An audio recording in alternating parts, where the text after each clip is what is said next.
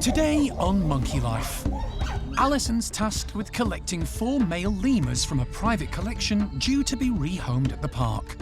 But first, she has to catch them. Good lad. This one's a bit more forward. Got one. Baby orangutans Sibu and Kiwi enjoy a play session together. Hi. That is a nice little play face. And capuchins Erico and Sean commandeer a colourful log pile, leaving the rest of the group to wait their turn.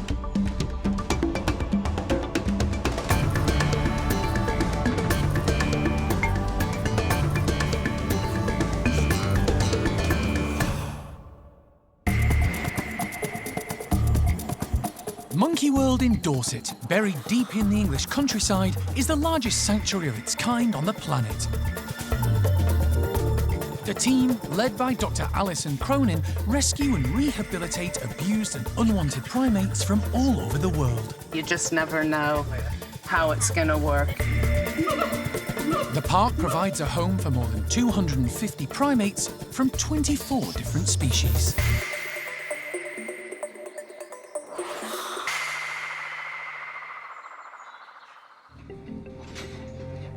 Allison has just arrived in Kettering, Northamptonshire. She's there to collect 4 male ring-tailed lemurs, part of a privately owned troop of 11 looking for a forever home.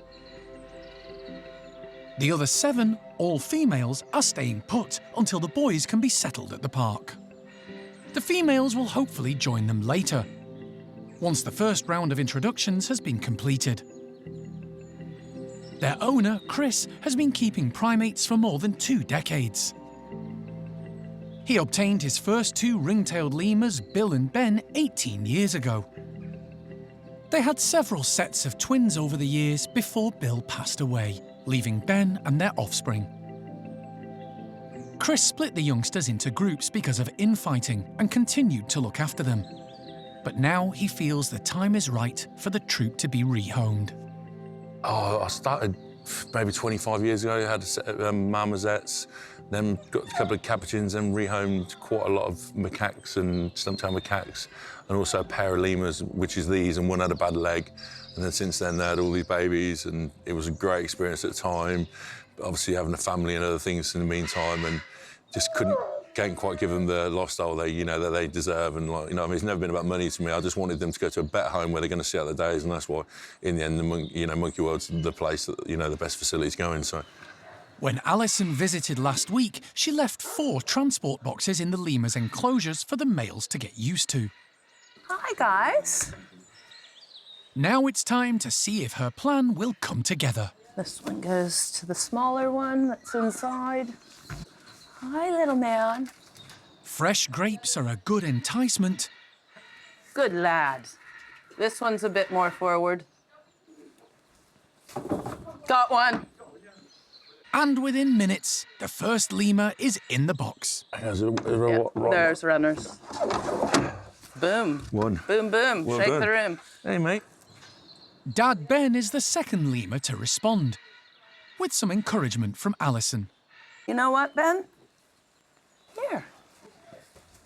Here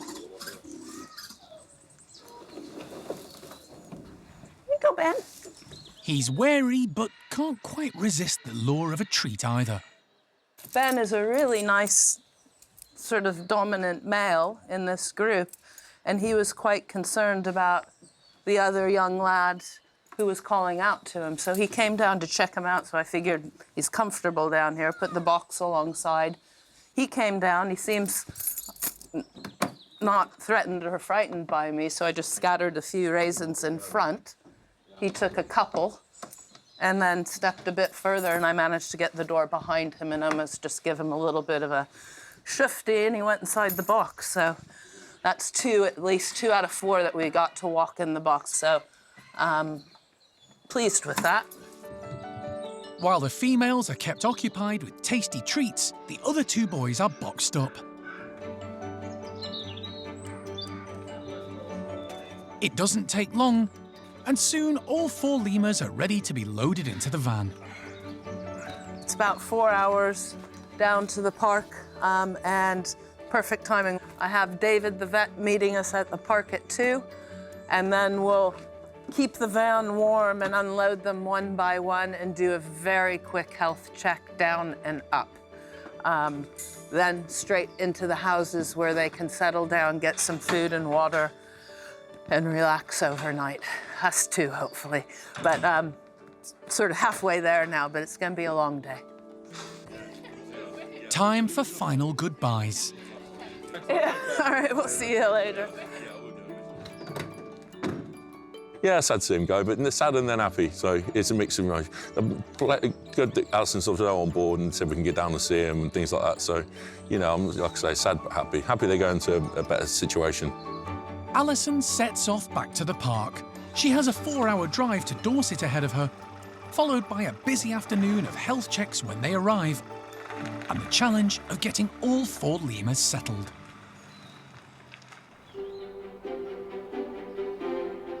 Many of the primate enclosures at the park are bursting with natural plants and trees, allowing the troops to move around and forage as they might in the wild. But for the great apes, the chimps and the orangutans, trees aren't an option. They're capable of destroying them faster than the trees can grow. Monkeys like Eriko's troop of capuchins at the lodge, however, relish their wonderful tree-filled enclosure, packed with all sorts of greenery, and make the most of it. They do like to go up in the trees. We've lost a few over the years due to various storms, but we've got a lot of new growth coming up as well. So they really like this time of the year in the spring to have all of the buds and those really fresh leaves that are quite nice, juicy and sweet. And, you know, there's lots of bugs up there. You'll see them pulling off the bark and stripping away anything that they can to find those sort of things as well. So they do really use the enclosure to its full potential. As an addition to all the fresh spring growth, today Donna is giving Eriko's group of 14 an extra treat. We've got a nice big pile of rotten logs, so that's gonna have all sorts of bugs and insects and things in it. When they pull it apart, they'll find them. We'll add some live insects in, just make it a bit more interesting. And the gardening team have managed to collect some nice flowers, so some buddleia and camellias. So be interesting to see how they react to those as well. It's something that they would eat in the wild, so some of them probably will be really enthusiastic about it, some of them not so much. So yeah, it'd be great to see how they enjoy it. The log pile is ready. Time to see what the capuchins make of it. 2 of the low rankers are let out first. Marlowe and his best friend, Abby. Both were wild caught for use in a laboratory in Chile. Scarlett is another who was captured while living a natural life in the forest. Now she's back in the trees again, and it's her favourite place. Next out are the dominant males, Eriko and Sean, who head straight for the colourful log pile. Capuchins love insects and can spend hours foraging for them. Eriko totally ignores the flowers, hoovering up as many grubs as he can find instead. His sidekick and number 2, Sean, does the same. Between them, the pair have commandeered the log pile. The other capuchins linger patiently on the sidelines for their turn. As the 2 boys enthusiastically deconstruct the stack of branches, they're joined in the hunt for grubs by Louisa. A former pet trade monkey with only 1 arm, she's now the dominant female in the group. That really just goes to show that although she is missing part of her arm, that really doesn't hinder her at all. She's a very confident individual. Sean and Eriko really do adore her. Before she arrived, Phoenix was the dominant female, really by default. She clearly wasn't that bothered and was quite happy just to let Louisa take over the dominant position. Those 2 don't always see eye to eye now. There's obviously a bit of history between them, but in general, Louisa's very happy. She's really got everything that she could have wished for. In the last 12 months, the group has seen many changes, with individuals coming and going and a couple of house swaps along the way. It's a real mixed bunch. made up of some of the younger capuchins at the park like Erico, who's only 20 years old, as well as some of the older capuchins, like Marlo and Mary, thought to be in their 40s. The new members have settled in well. Ginger has really found her feet since moving from Gizmo's group, and has struck up a lovely friendship with Phoenix, the former head lady. And today, with tasty insects and flowers plentiful, they all have lots to keep them interested and engaged.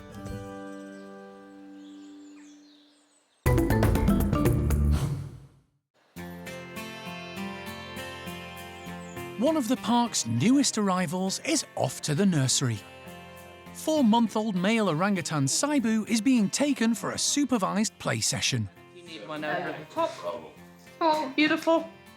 Excellent. Lovely. I hope they play and have fun. Yeah.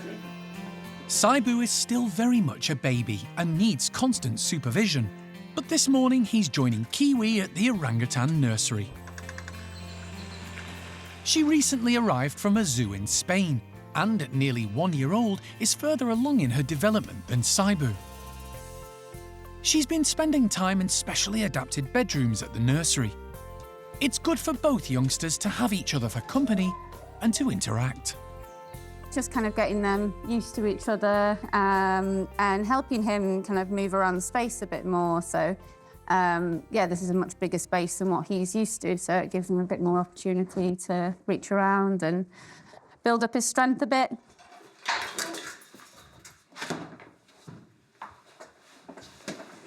Hi. That is a nice little play face. At the moment, Sibu and Kiwi are still too small to meet the 5 older orangutans who live at the nursery, although they can see and hear them.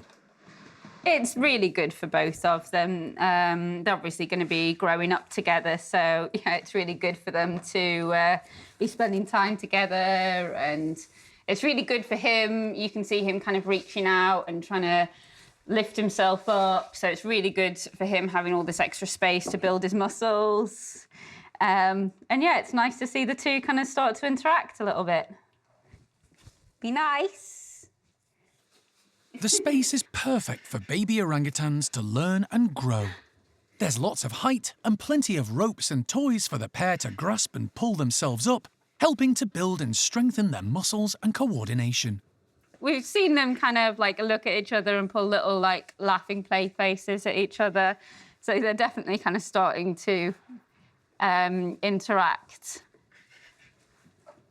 I think somebody here is just a little bit too heavy-handed at times. But then she's kind of got to learn that. She hasn't had another little orangutan to play with, so she doesn't really know where the boundaries are, which is obviously one of the reasons why we have to supervise them so closely. But hopefully she'll realise that he's fun. She's already enjoying interacting with him more than she was before, because when we first kind of put them together, she was just ignoring him.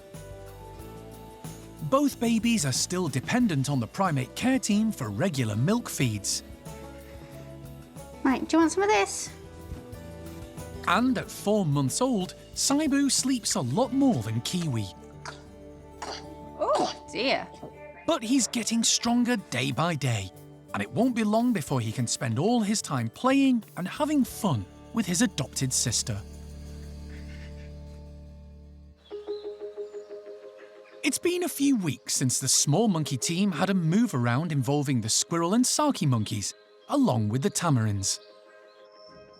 Following the changes, the team have been trying to integrate them all, with different combinations indoors and in the caged enclosure.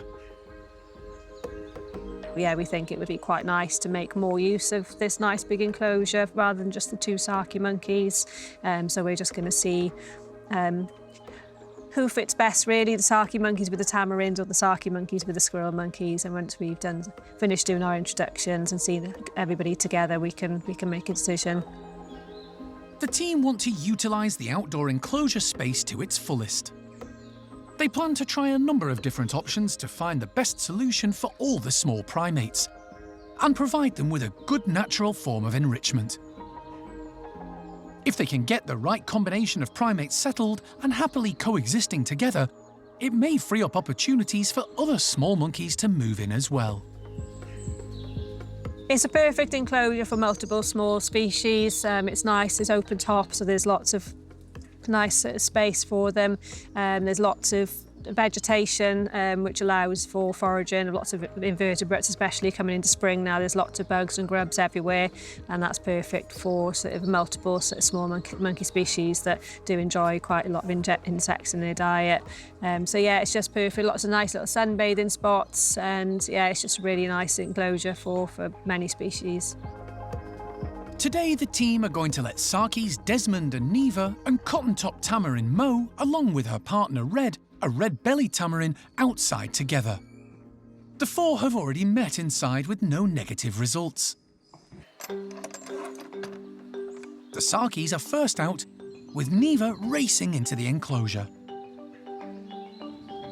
I think they were quite eager to get out and get away from the scary little critters. For the tamarins, this is all new. They've never experienced an enclosure of this size, or one with an open roof, so it may be a bit daunting. Saki Neva is constantly on the move. At 7 years old, she's 10 years younger than her partner Desmond, who's often left in her wake. Neva seems fascinated by the two tamarins, constantly running or jumping over them. Red is the first to overcome any fears of this new space. Despite her traumatic past, she's come a long way in the 4 years she's been at the park. She soon starts using all the different walkways and branching, and appears to be enjoying exploring. Like many New World monkeys, the tamarins and sakis move around on all 4 limbs. This is known as quadrupedal locomotion. The tamarins, being smaller, can access the narrower branches and spaces, while the sakis are able to leap much greater distances. It's gone well so far, and all 4 seem unfazed by being outside together.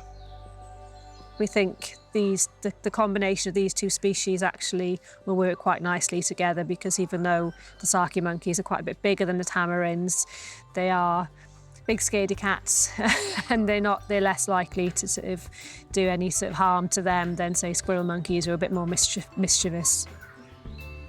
The team will continue with this combination for a few more days before making a final assessment. Hopefully, all being well, this little mixed group will become a permanent fixture.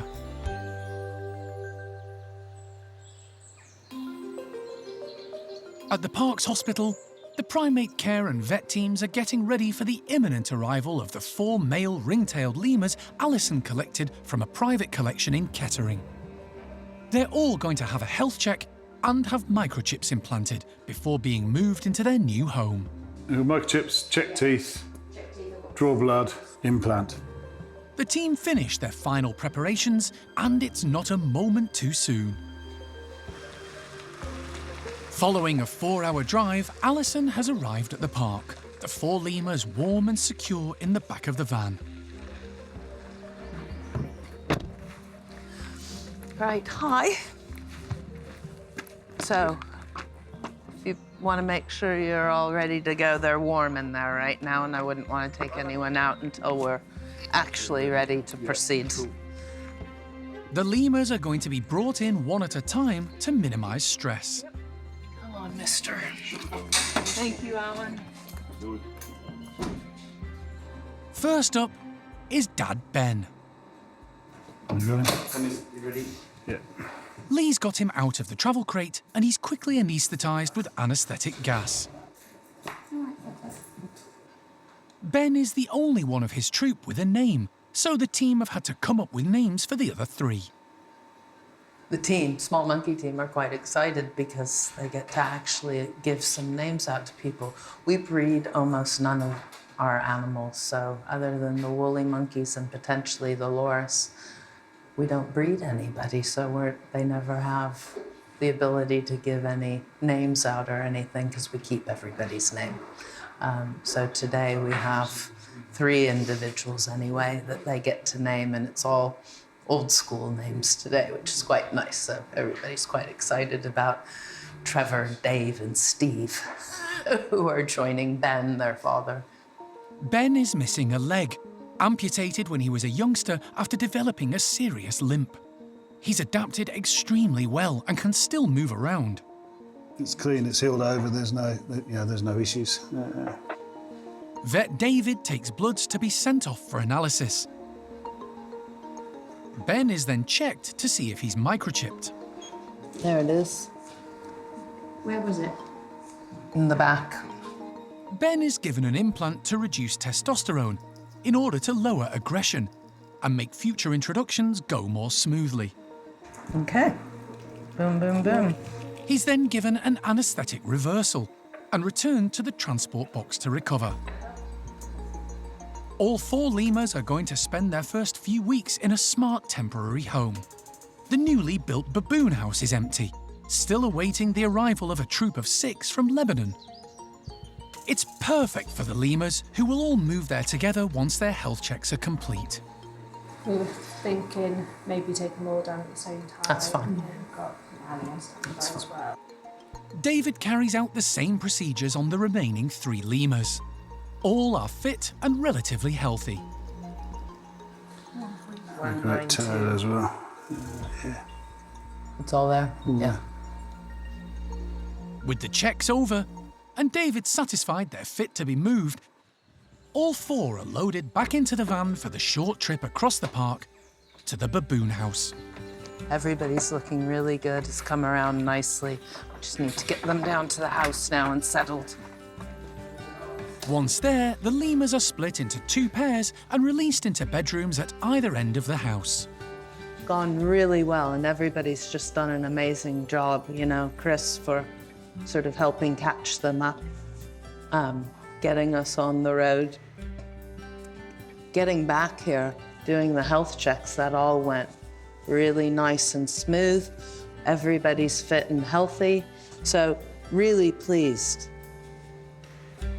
It's been a long day, and the lemur population at the park has increased by 50%, with potentially even more to come.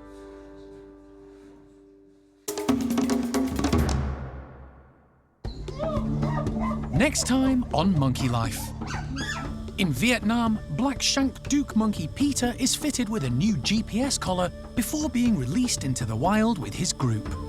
Black-shanked Dukes that we've rescued that are now back out in the forest where they belong. And juicy melons for the spider monkeys. And Pumpkin can't get enough.